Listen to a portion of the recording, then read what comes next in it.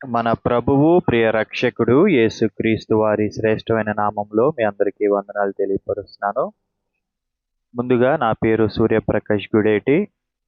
మనము పరిశుద్ధ గ్రంథంలో కీర్తనలు 37వ కీర్తన మొదటి 5 వచనాలు ధ్యానం చేద్దాము. చూడండి, ఇక్కడ వాక్యంలో చూస్తే వాక్యంలో సెలవిస్తుంది కదా, ప్రియ దేవుని బిడ్డలారా, చెడ్డవారిని చూచి వ్యసనపడకు, దుష్కార్యాలు చేసేవారిని చూచి అసూయపడకు అని వాక్యము ఫస్ట్ వచనంలో రాసిందండి.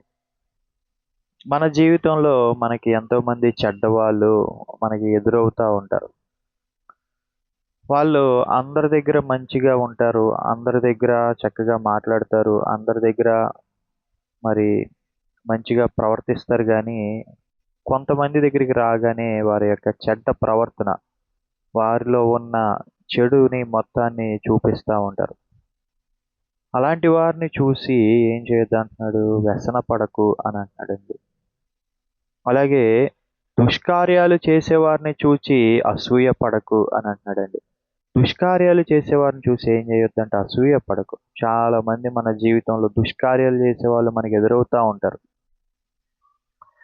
అక్కడక్కడ కొంతమంది మరి మంచిగా ప్రవర్తిస్తూ ఉంటుంటే అమాయకంగానో లేదా కొంచెం సాఫ్ట్గా కనిపిస్తూ ఉంటే వారిని టార్గెట్ చేయటం, వారిని ఇబ్బంది పెట్టడం, మరి రకరకాలుగా మరి ప్రవర్తిస్తూ ఉంటారు.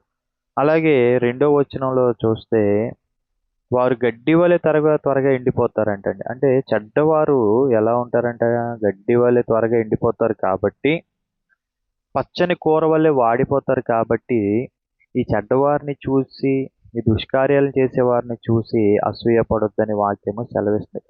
మనం బాధపడొచ్చు, భయపడొచ్చు, ఇలాగ చెడుగా నా మీద వీళ్ళు కార్యాలు చేస్తున్నారు, ఇలాగ దుష్కార్యాలు చేస్తున్నారు, నా జీవితం ఏమైపోతుందో, మరి నేను ఎలాగా నా జీవితం అంతమైపోతుందో, వీళ్ళు ఏమైనా పాడు చేస్తారా నా జీవితాన్ని వీళ్ళు చిన్నాభిన్నం చేస్తారా, మరి నాకు వీళ్ళు ఏమైనా హాని చేస్తారా అని మనం అనుకోవచ్చు.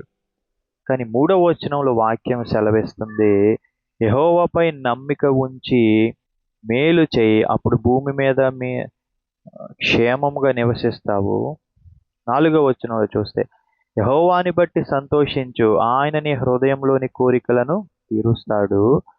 5వ వచనం, నీ మార్గాన్ని యెహోవాకు అప్పగించు, నీవు ఆయన్ని నమ్ముకో, ఆయన నీ కార్యం నెరవేరుస్తాడు అని రాస్తుందండి. అంటే ప్రియ దేవుని బిడ్డలారా, మన జీవితంలో చెడ్డవారు లేదా దుష్కార్యాలు చేసేవారు మన జీవితాన్ని చిన్నాభిన్నం చేయలేరు, మనల్ని ఏమాత్రం కూడా ఇబ్బంది పెట్టలేరు. తాత్కాలికమైన ఇబ్బంది వాళ్ళు పెట్టగలరేమోనో కానీ శాశ్వతంగా అది వాళ్ళు మన జీవితాన్ని పాడు చేయలేరు. నమ్మించి మోసం చేసేవాళ్ళు, లేదా కుట్రలు కుతంత్రాలు పన్నేవాళ్ళు, చెడు దుష్ప్రచారం చేసేవాళ్ళు, మరి నమ్మించి అమాయకంగా ఉన్న కుట్టేసి వెళ్ళిపోయేవాళ్ళు, లేకపోతే వస్తువులు పాడు చేసేవాళ్ళు, లేదా ఇవ్వవలసిన డబ్బులు తిరిగి ఇవ్వని వాళ్ళు, ఇలాగ రకరకాలుగా మన జీవితంలో ఉండగాని వీరిని బట్టి మన జీవితం ఏమవదు?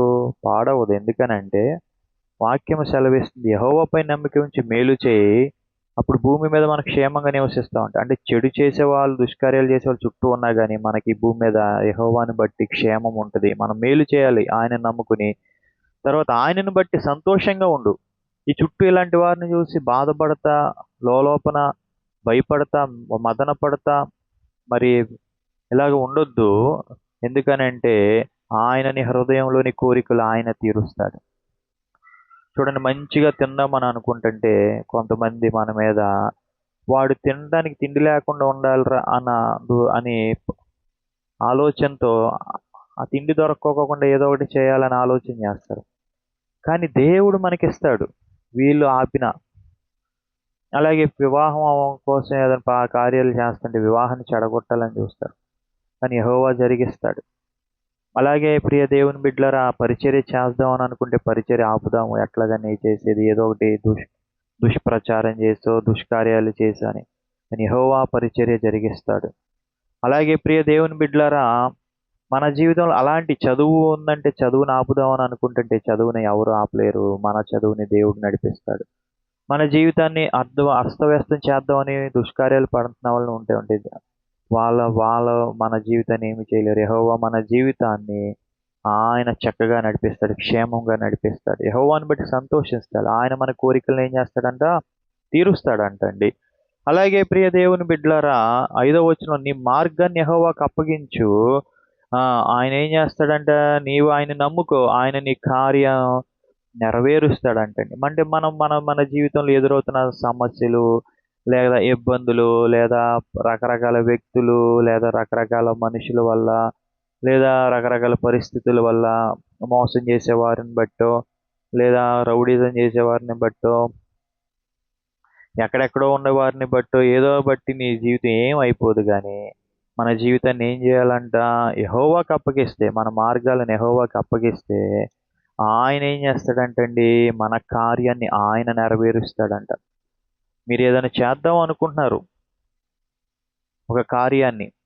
కానీ ఆ కార్యాన్ని ఎవరన్నా ఆపుదామని అంత అడ్డుపడుతున్నా గానీ, వాళ్ళు ఆపటం వాళ్ళ వల్ల కాదు. ఎందుకంటే యెహోవా ఈ కార్యాన్ని నెరవేరుస్తాడు. సో మనం ఏం చేయాలి అనంటే ఆ కార్యాన్ని, ఆ మార్గాన్ని యెహోవాకు అప్పగించుకోవాలి. ఆయనకి ప్రార్థన చేయాలి ఆ విషయమై. ఆయనకి పూర్తిగా సరెండర్ అయ్యి, ఆ యొక్క వివాహమైనా, లేకపోతే లేదా చదువైనా, లేదా ఎగ్జామినేషన్‌లో క్వాలిఫికేషన్ అయ్యేదైనా, లేదా పరిచర్య అయినా, వ్యాపారమైనా, లేకపోతే ఏదైనా గానీ యెహోవాకు అప్పగించుకుని మన మార్గాన్ని ఆయనతో గనక మనం జీవిస్తా ఉంటే, ఆయనను బట్టి మన కార్యాలు నెరవేర్చబడతాయని మన దేవుడు మనకేం చేస్తున్నాడు? హామీ ఇస్తున్నాడు. కాబట్టి ఆయనను బట్టి ధైర్యం తెచ్చుకుని బ్రతకవలసిందిగా ప్రభు పేరట కోరుకుంటూ ఈ మాటలు ఇంతటితో ముగిస్తున్నాను. వీక్షించిన మీ అందరికీ ప్రభు పేరట వందనాలు. Thank you for watching.